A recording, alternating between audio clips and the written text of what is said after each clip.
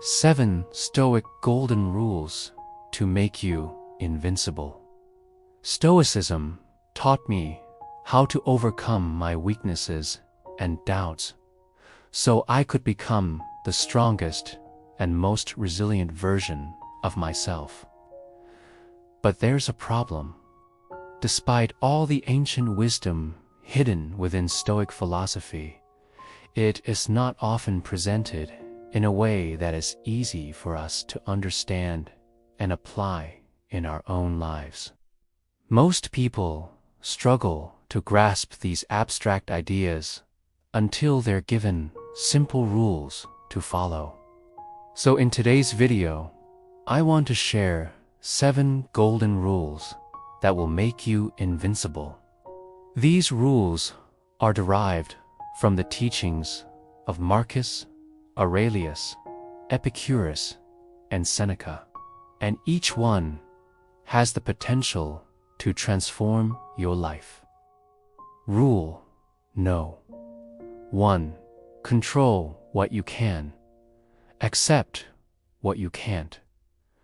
We suffer more in imagination than in reality. Seneca. Most people have 2 modes of thinking about the future. Either they imagine everything will be great and they ignore all possible problems, or they focus exclusively on the negative outcomes and dwell on them over and over again. Both approaches are wrong because both extremes lead to the same outcome: helplessness. If you think everything will always go according to plan, then you'll be caught off guard when challenges arrive. And if you think only bad things can happen, then you'll give up before you even try. Stoics, on the other hand, accept that life is uncertain. Like the weather, other people's opinions, or random events beyond their influence. Instead, they focus only on what's within their power. This gives them the energy to take effective action, the ability to stay calm in the face of uncertainty, and the freedom to master their own destiny. Ask yourself, am I spending too much energy worrying about things I can't control? How could I use this energy more productively instead? Rule 2. Detach from external validation. If you are distressed by anything external, the pain is not due to the thing itself, but to your estimate of it. Marcus Aurelius. External validation is a drug. It feels good when we get it, and horrible when we don't. But here's the problem. If you rely on external sources for your happiness, then you lose the ability to be happy on your own terms. You become enslaved to other people's opinions, and you can never really be free. That's why Stoics practice a form of meditation called negative visualization, where they imagine that everything they value might be taken away. By confronting this horrible thought, they detach themselves from their fear of losing those things. They realize that nothing is truly theirs, not their money, their reputation, or their relationships. They belong to the universe. Therefore, no one can control them except themselves. Remember, true freedom is invincibility. The moment you stop craving approval from others, no one can enslave your peace. Rule 3. Turn obstacles into fuel. The impediment to action advances action. What stands in the way becomes the way. Marcus Aurelius. There's a story about a farmer who had his field flooded every year during the rainy season. At first, he tried to fight the floods by building walls around his crops.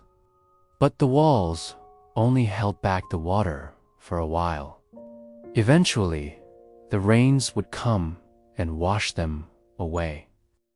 Frustrated by his failed attempts, the farmer eventually gave up. One day, he had an epiphany.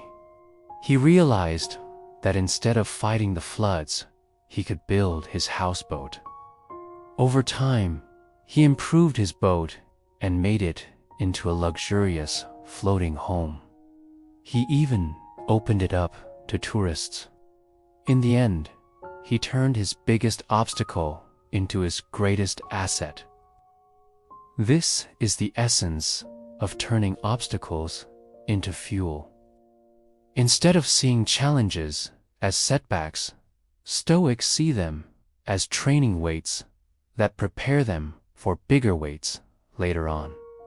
Marcus Aurelius writes, "When you arise in the morning, think of what a precious privilege it is to be alive, to breathe, to think, to enjoy, to love."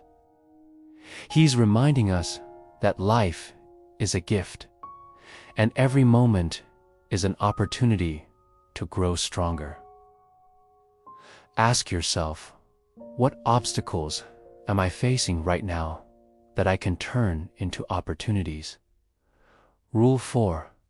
Master your desires. Wealth consists not in having great possessions, but in having few wants. Epictetus. The more desires you have, the more likely you are to suffer. Think about it. When your salary doubles, you buy a bigger house, a faster car, and fancier clothes. Then you find yourself working longer hours just to maintain your lifestyle. Or maybe you start a business so you can earn more money. But the stress of running a business makes you neglect your family and friends. Eventually, you realize that chasing more and more desires hasn't brought you any real happiness. In fact, it's made you miserable. Stoics understand this, which is why they try to live with as few wants as possible. When you have few needs, you're harder to break. A man who wants little can't be controlled by temptation. You see, temptations are external, but our reaction to them is internal. And we choose our reactions based on our beliefs. If you believe you need something desperately, then you'll react by giving into temptation. But if you can distance yourself from your cravings, you'll be able to resist them. Ask yourself, am I attached to certain outcomes? How can I reduce my wants and still live a fulfilling life? Rule 5. Train your mind against fear. He who fears death will never do anything worthy of a living man. Seneca. Here's the truth. Fear is always present. The brave man doesn't lack courage. He acts despite his fear. You see, fear is a natural human emotion that everyone experiences. But the difference between the strong and the weak is that the strong one does unlet fear paralyze him. He prepares himself mentally to face danger and hardship. Epictetus says that it's our thoughts that make things difficult, not the circumstances themselves. He's right. Imagine you're in a boxing match. Your opponent throws a punch at you, and you brace for impact. But he misses, and you easily dodge the next one. You feel victorious. Why? Because you've prepared yourself mentally for the punch. Now imagine that instead of bracing yourself, you run in fear. The punch knocks you down, and you lose the match. Similarly, when you face your fears head-on, they lose their power over you. But when you try to avoid them, they become bigger in your mind and eventually knock you down. How can I prepare myself mentally to overcome this fear? Rule 6. Live in accordance with nature. Do not act as if you were going to live 10,000 years. Life is short. Marcus Aurelius. Living in accordance with nature means accepting the inevitable. Nothing lasts forever. Everything changes. Even the most powerful empires crumble to dust. It's important to remember this because we tend to cling to things that are constantly changing. We think our happiness will last forever, but suddenly our partner cheats on us or our best friend betrays us. We think our health is invincible, but then we wake up one morning feeling like we're 80 years old. Or we think our business will keep growing, but then the economy crashes and we lose everything. When we fail to accept change, we suffer unnecessarily. But when we embrace it, we discover the secret to true strength. Stoics practice memento mori, which is Latin for remember that you will die. By reflecting on their mortality regularly, they remind themselves that life is fragile and unpredictable. They learn to appreciate each day as a gift, and they make the most of it. Ask yourself, am I resisting change? How can I align myself with nature and live more in the present moment? Rule 7. Respond. Don't react. No man is free who is not master of himself. Epictetus. Our actions are often driven by emotions that we can't control, like anger, envy, and rage. When we're angry, we say things we don't mean and then regret it later. When we're envious, we gossip about others and tear them down. When we're fearful, we panic and make irrational decisions. These uncontrolled responses make us vulnerable to other people's manipulation. We become slaves to our own emotions. In contrast, Stoics practice self-control to respond calmly and rationally to whatever happens. They know that when they're calm, they're more likely to make wise decisions. They also understand that by responding calmly to other people's provocations, they avoid becoming slaves to their emotions. Remember, true strength comes not from our ability to control everything around us, but from our ability to control ourselves. Ask yourself, what emotions am I feeling right now?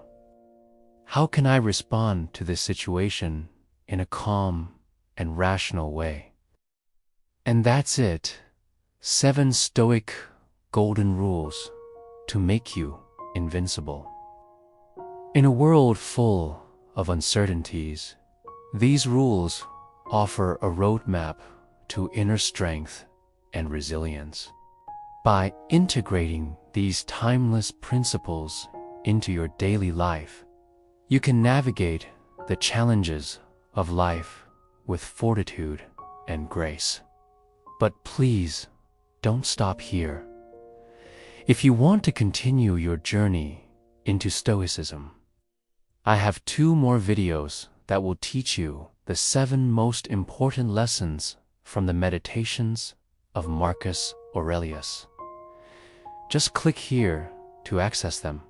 And as always, thank you so much for watching.